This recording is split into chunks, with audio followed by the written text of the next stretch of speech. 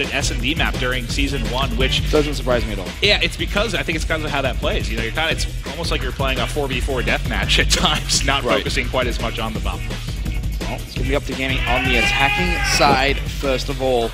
And I'm going to flick through, see who is using what. Wow, no sniper rifle at all.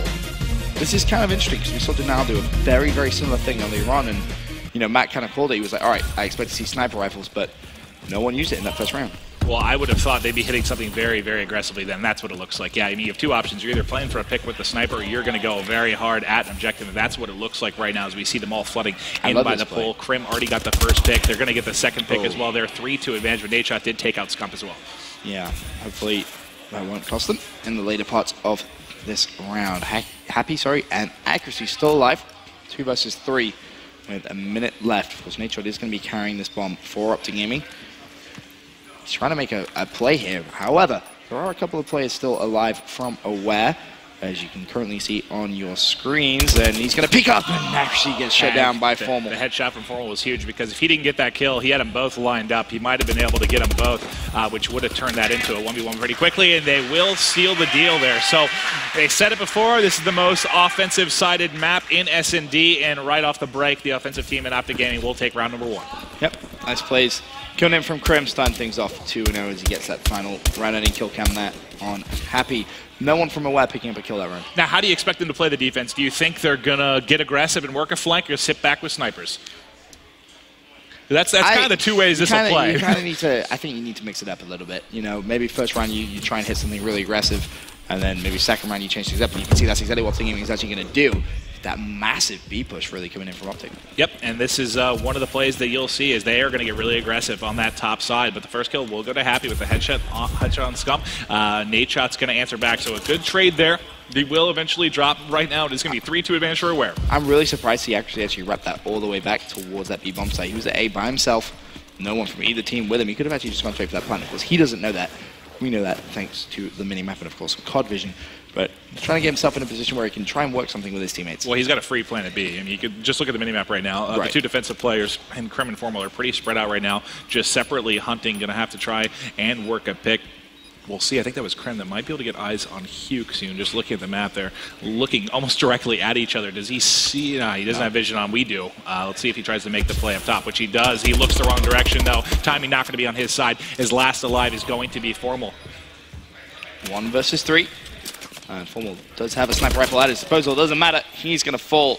And that's that again coming true. Yeah, Aware picking up the aggressive round. Good positioning by Aware. Both of those players, in Krim and Formal, getting caught. Krim, if he would have checked his right, might have been able to pick it up, but Formal not really having a chance there. There's a player waiting right around the door, so he switched that sniper rifle. Great stuff by Aware. So far, both offensive teams have taken their rounds. Obviously all tied up. 1 round apiece. Nadeshot leading up to Gaming. At top of the scoreboard. Obviously that plant and the 2 kills and 1 death. Now they are going to pull out the sniper rifle, so mixing things up a little bit. And did Nadeshot see him? Nope, he's looking down below. And that's in fact Happy with the long-range shots with the barrel. All 3 players fall, and just like that, Formal is left by himself. This is a big defensive round coming in from Aware.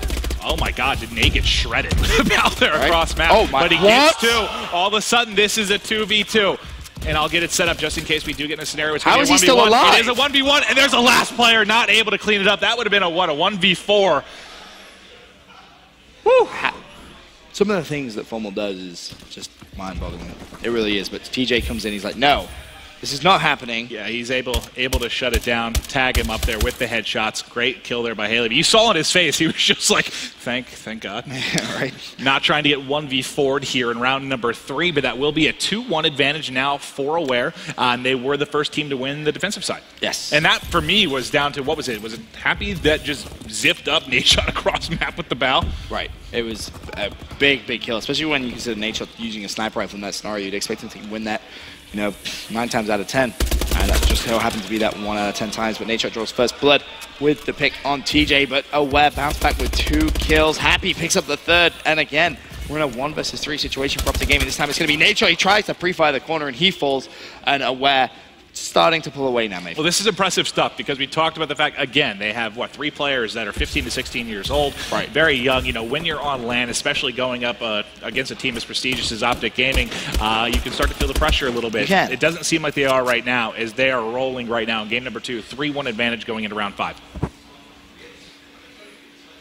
Scump still not managed to pick up his first kill of this game. And actually stay on board with Scump this round. I think they're going to try and hit that B-bomb. That's what it kind of looks like, but Aware being very, very aggressive. Happy's already seen a couple of plays. He's going to challenge, picks up Formal. Formal was able to shut down Duke, and he goes for the second. He just destroys Scumpy. TJ picks up Krim, and once again, Nadeshot in a 1v3. He just managed to pick up TJ, so now 1 versus 2. Should be able to make this a 1 versus 1. Does so, and now it's accuracy versus Nadeshot. All right, and I'll get, let me get accuracy on the screen here so we can give you a little split screen action as we are going to have a 1v1 here. Nadeshot versus accuracy. We'll see how Nade plays this out. Plenty of time on the clock, 60 seconds right now. He is going to be the bomb carrier. We'll check out accuracy's view right now as he's slowly just checking this B-bomb plan. You have to. You have to be very, very cautious when you're in these scenarios. 45 seconds left though, maybe. Time's actually slowly starting to dwindle away. So, you know, Nadeshot's going to have to start thinking about making a move somewhere. And of course, accuracy, it basically becomes a 50-50. Well, the timing here works out so well for Nade because accuracy just really slowly peaked over at B. Now is a transition to A. And right when he started to rotate back to A is when Nade went over to B. But if he really makes a move for it, he's going to catch him mid-plant if he can get there in time. But Nade will get it down. Let's see if he can get away safely here. And he's unfortunately running right into the eyes of accuracy. Great job, nice rotation there, and really the timing, at first I thought the rotation really worked out well in Nade's favor, but it was just accuracy checked the bomb quicker than Nadeshot planted the bomb. Exactly. So he was already on that rotation back. And how fast, because his map plays kind of vertically, you know, he was able to cover so much ground with the excellent movement so quickly. Nade had, what, 2 seconds after that bomb plant, and he was dead. Yep, it was all over very, very quickly, that's for sure. 4-1 now in favor of Aware as they slowly start to pull away even further. Maeve, and to be honest, it's all been Happy. I'm not gonna lie, 7-4. He's been having some amazing shots on this map. Yeah, he's had really some incredible kills with that bow as we will kick things off with him switching over to accuracy here as he's going to be moving up steps. You can see in the minimap he's got a couple players in and around him, and he might be able to get a nice flank on here towards B. There is actually 2 players stood next to each other on the other side of the map. Duke just picked up 1. That's the second from Accuracy, and Accuracy's feeling real good. Scump currently 0-5. And whatever player that was from Optic Gaming, I think it might have been Formal. Just some suspect shots there because that was one that he absolutely should have won. And it's going to be a 5-1 advantage now, 1 round away from taking this game number 2 and tying the series up 1-1. And we talked at the beginning, this is the one we thought they might be able to take. Right. And even after what was one of the most dominating hard points of the weekend, they have bounced back with a vengeance. Yeah, I mean, this is somewhat expected, I feel. It just comes down to those 2 respawns. If you see a wet pinch, you know, either a CTF bio or a comeback uplink, honestly, that series could go that way. Yeah, that's what it comes down to with Optic Gaming. Scump, unfortunately, approaching that 007 right now. He's 0-6. He needs to get on the board. You wonder, he's such a passionate player that really plays, you know, the better he's playing, the more kills he's getting, the energy behind it, he plays better and better. And I wonder if just, you know, with Formal getting, what, almost 50 kills, and he had, for him, kind of a slow game, I wonder if that's kind of transitioning into this, just not as hyped as he might be. Well, Krim is just roaming around the other side of the map. Meanwhile, I think Scumpy, no, didn't actually see anyone at all, so he's still looking for his first kill of the game. However, 1 player from Aware in the form of TJ Haley going to try and put a stop to that.